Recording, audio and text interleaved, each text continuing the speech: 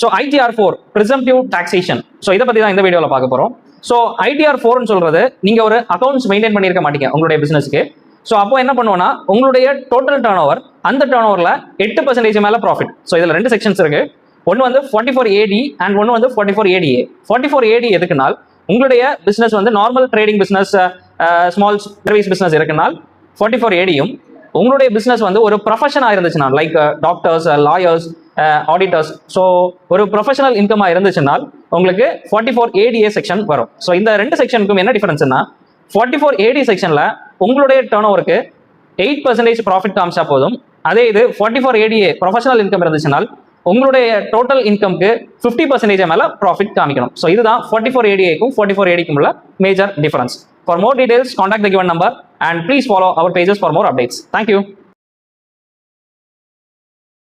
So ITR4 presumptive taxation. So இதை பற்றி தான் இந்த வீடியோவில் பார்க்க போகிறோம். ஸோ ITR4ன்னு சொல்கிறது நீங்கள் ஒரு அக்கௌண்ட்ஸ் மெயின்டைன் பண்ணியிருக்க மாட்டீங்க உங்களுடைய பிஸ்னஸ்க்கு. ஸோ அப்போ என்ன பண்ணுவோம்னா உங்களுடைய டோட்டல் டர்ன் ஓவர், அந்த டர்ன் ஓவரில் 8% மேலே ப்ராஃபிட். ஸோ இதில் ரெண்டு செக்ஷன்ஸ் இருக்கு. ஒன்று வந்து 44AD அண்ட் ஒன்று வந்து 44ADA.